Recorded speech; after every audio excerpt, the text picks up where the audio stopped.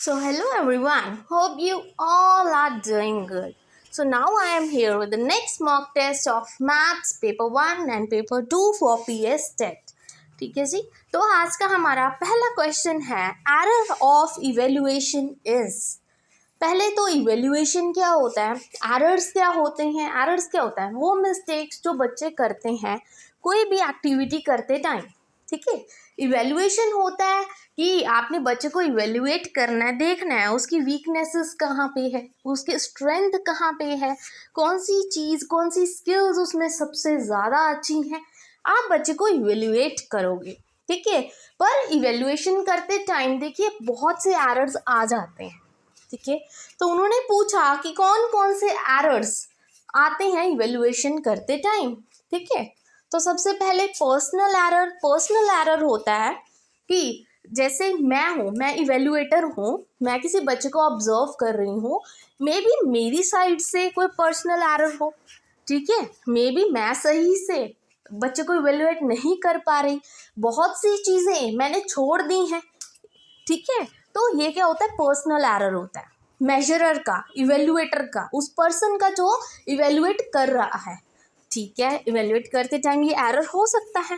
ठीक है, then come constant error. Constant error क्या होता है, बार बार एक ही मिस्टेक होते रहना, वो होती कांस्टेंट एरर। और वो एरर क्यों होते हैं, जब हम जैसे मैं किसी को ऑब्जर्व कर रही हूँ या कोई भी उसका कोई टेस्ट ले रही हूँ जिससे मैं इवेल्युएट कर पाऊँ। ठीक है, कोई भी तरीके से, पर मैं एक ही मेथड बार बार यूज कर रही हूँ, एक ही टेक्निक बार बार यूज कर रही हूँ, मुझे एक ही रिजल्ट मिल रहा है, जबकि मुझे ये समझ नहीं आ रहा कि मुझे मेरे मेथड चेंज करने की ज़रूरत है। ठीक है, तभी तो मेरा एरर आ रहा है। ठीक है, यही तो मेरी कमी है। तो ये भी कांस्टेंट एरर है इवेल्युएट करते टाइम। ठीक है, वेरिएबल एरर्स भी हो सकते हैं, डिपेंड करता है कि आपका डिपेंडेंट और इंडिपेंडेंट वेरिएबल कौन सा है। ठीक है जी, कौन से टेक्निक्स यूज़ किए, कौन से मेथड यूज़ किए, क्या चीज़ लेके आप चल रहे हो। बच्चे का आईक्यू टेस्ट करना है और आप सिंपल उसका टेस्ट ले रहे हो, जबकि आईक्यू के और भी बहुत सारे टेस्ट होते हैं। तो ये सब चीज़ें ध्यान रखना, तो ये भी एक एरर हो सकता है।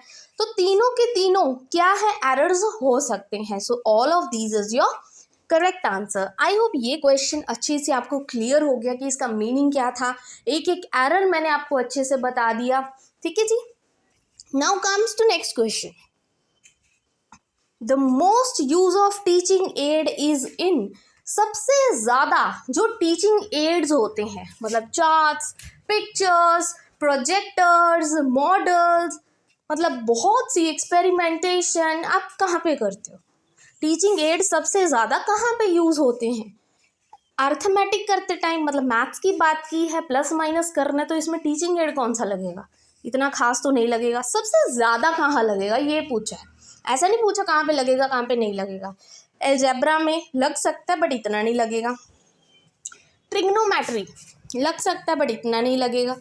साइंस में देखिए एक पूरे का पूरा सब्जेक्ट बता दिया, टॉपिक की बात नहीं की, अगर ध्यान से देखो। अरिथमेटिक हो गया, एक टॉपिक है, टॉपिक का लिमिटेड टीचिंग एड लगते हैं। अलजेब्रा एक टॉपिक है, इसमें भी लिमिटेड एड्स ही लगेंगे। ट्रिग्नोमेट्री भी एक टॉपिक है, लिमिटेड एड्स लगेंगे। बट साइंस पूरी की पूरी में सबसे ज़्यादा टीचिंग एड्स यूज़ किए जाते हैं। So C option is your correct one. समझ आ गया ये question. Now comes to the next. The most useful teaching aid in mathematics is. अब देखिए कौन सा टीचिंग एड मैथ्स में सबसे ज़्यादा यूज़फुल है। अब आप कहोगे ऑडियो विजुअल दोनों ही चलेंगे, है ना, नन ऑफ द अबव तो आएगा ही नहीं हमारा, क्योंकि एड तो कोई यूज़ करना ही करना है। तो बचे हमारे पास तीन ऑप्शंस, तो देखिए जी क्या हो सकता है। विजुअल एड्स देख के बच्चा ज़्यादा सीखता है, ऑडियो एड्स सुन के बच्चा ज़्यादा सीखता है, ऑडियो विजुअल एड्स। तो देखिए जी, वैसे तो कोई बहुत ही ज़्यादा समझदार होगा तो वो ऑडियो विजुअल ही लगा के आ जाएगा पेपर में बिना चीज़ को समझे। ठीक है, तो सबसे ज़्यादा यूजफुल टीचिंग एड कौन सा होता है मैथ्स में, अगर आप ध्यान से देखो, विजुअल एड्स। ठीक है, आप उस चीज़ को देखोगे, समझोगे, समझ आएगा। ऑडियो एड्स का क्या काम है, मैथ्स में आपको फॉर्मूला बोल के थोड़ी बताऊंगे। ठीक है, आपकी टीचर है, ब्लैक बोर्ड पे कुछ नहीं लिख रही, पर बार बार बोली जा रही है कि अरे बच्चे इसका फॉर्मूला ये है, इसका फॉर्मूला ये है, आप ये कर लो, आप उसको ऐसा कर दो, पर आपको करके ना दिखाए वो मैडम, ठीक है, तो वहाँ पे तो गड़बड़ हो जाएगी ना। तो सीधा सा आंसर है visual aids, A option is your correct one.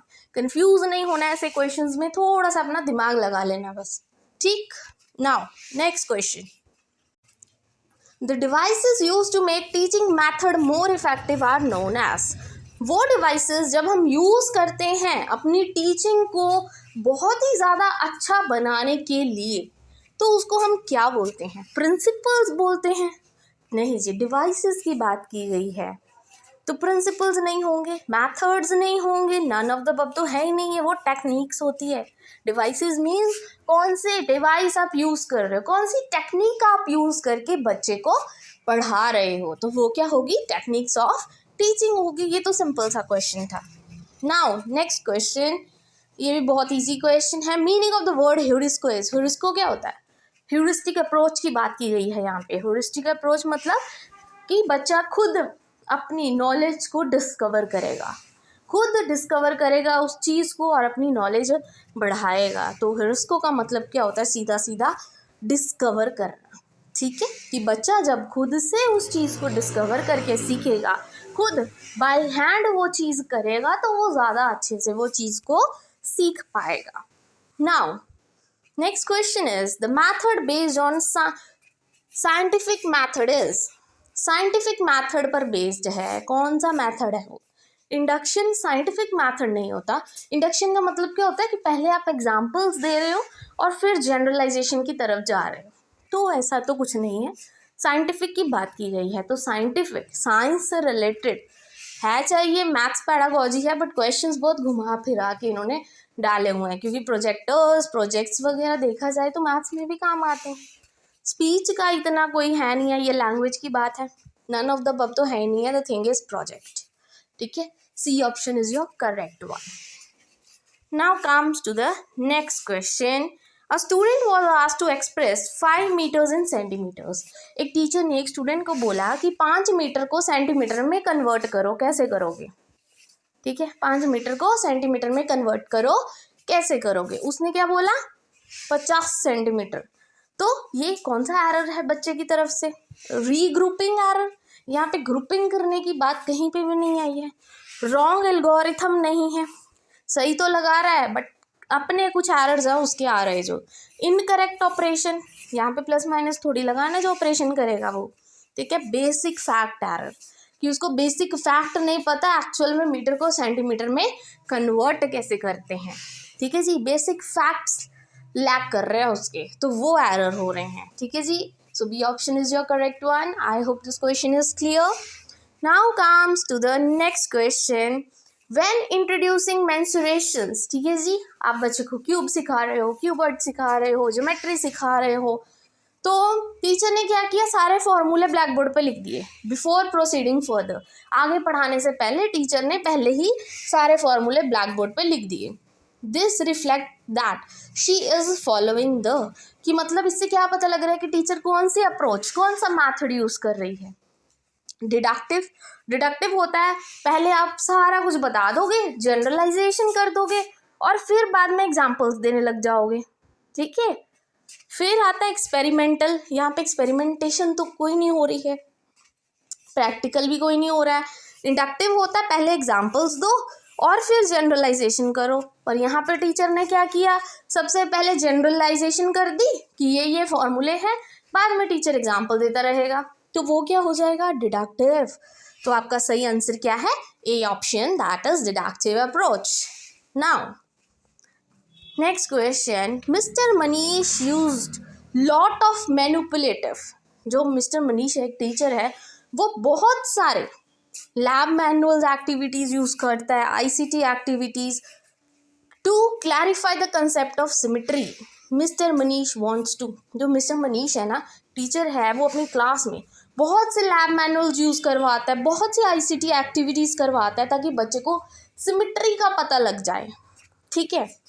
तो मिस्टर मनीष क्या चाहते हैं? सिमेट्री आपको पता है ना, वो लाइन जो दो चीज़ों को डिवाइड करे उसको सिमेट्री बोलते हैं।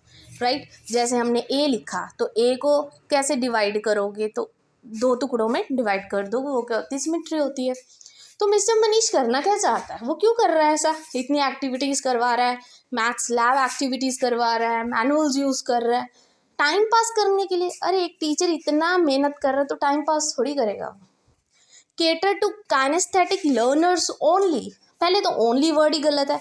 दूसरा काइनेस्थेटिक मतलब जो बहुत ही क्या कहते हैं उसको, फिजिकल एक्टिविटीज से रिलेटेड हो, तो यहाँ पे कोई फिजिकल एक्टिविटी थोड़ी करवानी है, फिजिकल एजुकेशन का पीरियड थोड़ी ना। Cater to students of all learning style, be popular amongst the student, सिर्फ पॉपुलर होने के लिए वो बच्चों को पढ़ा रहे, ऐसा कौन टीचर करता है। तो C option is your correct one, बच्चे की नीड्स को फुलफिल करने के लिए, क्योंकि उसको पता है हर एक बच्चे का अपना लर्निंग स्टाइल है, तो वो हर मेथड वो यूज़ करेगा टीचर, ताकि बच्चे को अच्छे से वो चीज़ समझ आ जाए। I hope this question is also clear to you. तो आज का हमारा 10th and last question is Salman ने ये क्वेश्चन सॉल्व किया ऐसे -3 -4 जिसके बराबर है +7 के। इसमें कौन सा एरर कर दिया सलमान ने। पहला, Salman need to practise solving problems of similar type, कि सलमान को ज़रूरत है ताकि वो ऐसी ही प्रॉब्लम सॉल्व कर करके देखे बार बार। ठीक है जी। Salman has not understood the concept of multiplication, यहाँ पे मल्टीप्लिकेशन की तो बात ही नहीं है। सलमान केयरलेस है, अरे नहीं जी। Salman is not clear about the concept of addition, तो बिल्कुल सही बात है। देखिए सलमान को एडिशन का नहीं पता, ठीक है, उसको प्रॉपर एडिशन ही नहीं करनी आती, ठीक है, उसको ये कंसेप्ट क्लियर नहीं है इंटीजर्स को लेके ऐड कैसे करते हैं। देखो प्रैक्टिस करेगा is a good thing, same type का बार बार प्रैक्टिस करने से नहीं होगा। द थिंग इज़ वो एरर कर रहा है तो उसको अपनी गलती पता होनी चाहिए, उसको कंसेप्ट क्लैरिटी होनी चाहिए। प्रैक्टिस करने से तो फिर गड़बड़ करेगा ना वो, ठीक है। प्रैक्टिस करने से क्या होता है, एक ही चीज़ को प्रैक्टिस करेगा। थिंग इज़ कि आपको कंसेप्ट क्लियर करना है, ताकि अगर वो प्रैक्टिस भी करे तो आगे जाके वो यही मिस्टेक फिर ना करे। सो आई होप ये सारे क्वेश्चंस आपके लिए यूज़फुल रहे हों, हेल्पफुल रहे हों और बहुत कुछ आपको सीखने को मिला हो। ठीक है जी, ऐसे ही मैं आपके लिए क्वेश्चंस लेके आती रहूँगी। Keep motivating and please don't forget to like and subscribe my channel. Thank you very much.